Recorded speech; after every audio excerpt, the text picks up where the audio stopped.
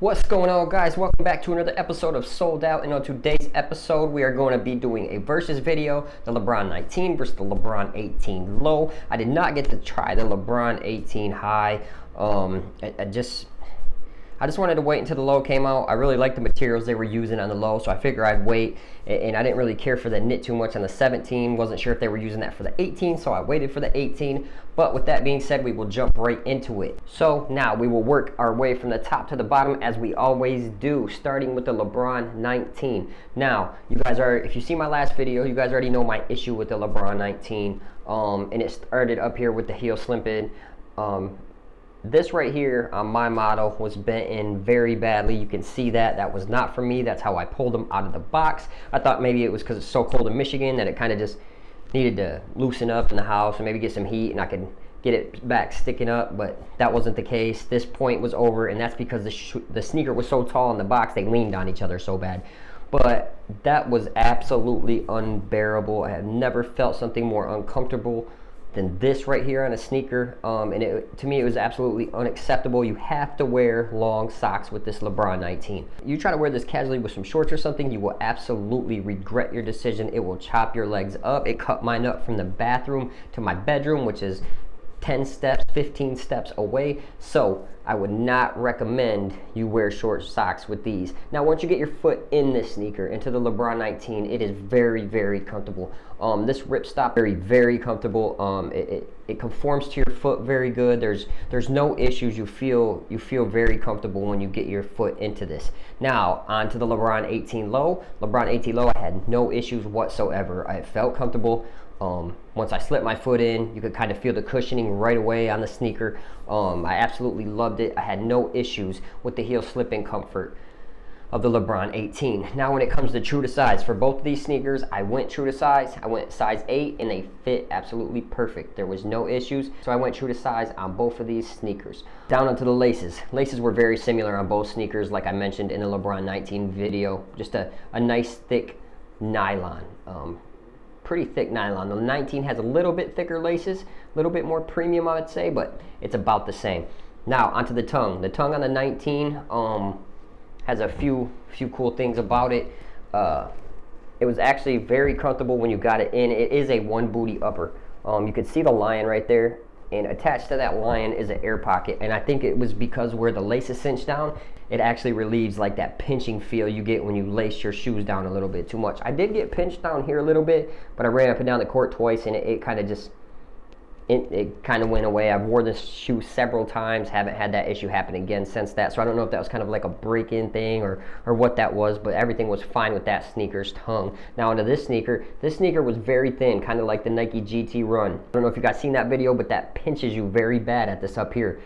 In the LeBron 18, they actually put foam inserts right around here in like a U shape on both spots, here and down a little bit, and it was awesome. I like that. I don't think I'd be able to wear this sneaker if them inserts were not there, so I'm glad they did that. Felt pretty breathable. I didn't really have no overheating issues or anything like that. Now, down onto materials. Materials are somewhat similar. When you're looking down on these sneakers, this LeBron 19 has a ripstop type material. Pretty rough, you can hear that. And the LeBron 18 has that softer ripstop, just a little bit softer, and I like them both. I really didn't have much issues with either sneaker. Now, under the ripstop on the 19s, you get a nice comforted padding on them, so they feel very good when you get your foot inside the sneaker. Like I said, the slip and comfort was awesome, and it's due to that padding that runs around this area down into here. Now, on the LeBron 18 lows, you do not get that. It's just pretty much ripstop, but it is very, very breathable. More breathable than this. This isn't bad, but this is a lot better. If you're looking for breathability, this would be your sneaker to go with. Down onto lockdown and stability.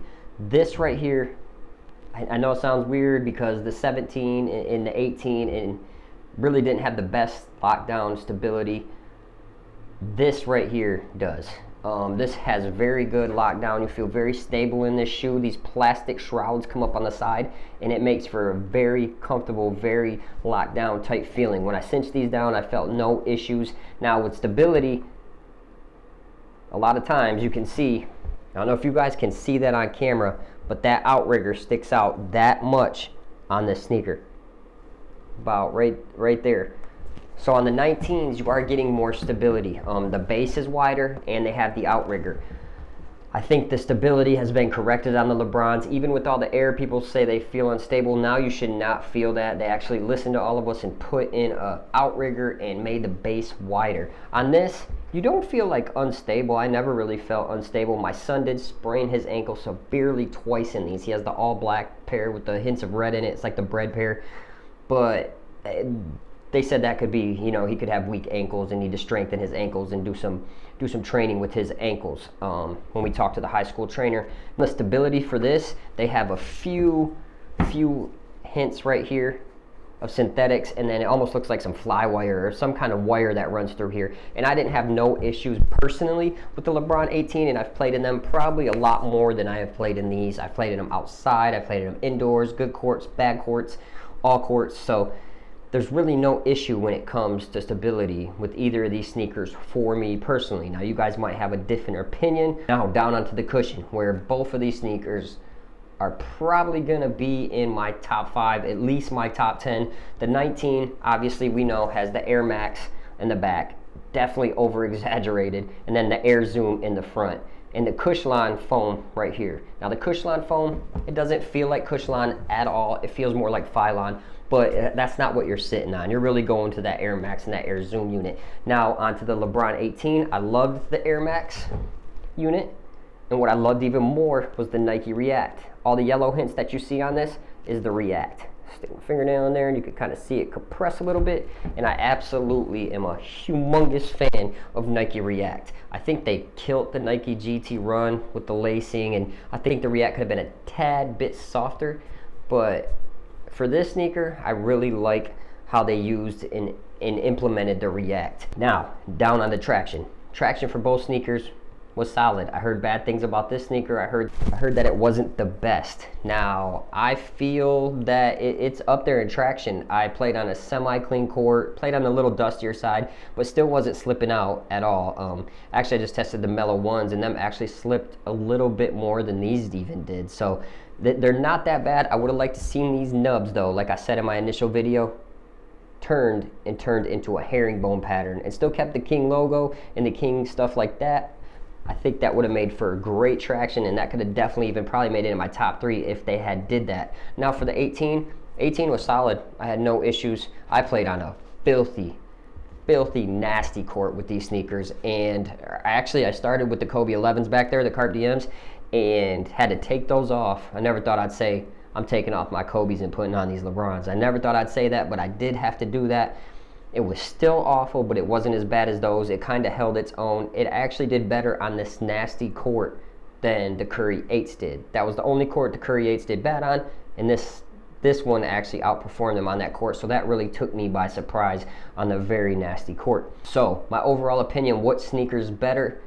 If you're a bigger guy, you're not doing a lot of cutting, you're just kind of picking, rolling, going to the rack, getting rebounds, this is probably going to be the sneaker for you. Like I said, if you don't wear socks, you're probably going to get sliced up. You're going to need some Neosporin and some Ace bandages to cover that up, because this is absolutely brutal. But if you put on a pair of long socks, it didn't actually bother me at all. I was really surprised. And you guys might not all get your pair crooked like this. I hope you all don't get your pair crooked like this. Now, onto the LeBron 18. If you're a bigger guard, small forward, power forward, something like that, I think you will enjoy this too. If you do a lot of running, just running up and down, not a lot of side to side, slicing, none of that, I think you will be okay with the LeBron 18. So it's just kind of your preference. It's kind of how you play. If you're going to the gym, you know you're going to run a bunch of games, this isn't a bad sneaker to go with. The React's very comfortable. The Air Max is very comfortable as well. So I would recommend these to anyone in that kind of plays those style games. So guys, thanks for hanging out today. Hope you guys liked the video. We got a couple other versus videos coming. I think we're going to do the Mellow versus the Zion ones. I really appreciate all you guys like, comment, and subscribing, and we'll catch you on the next episode of Sold Out. Peace.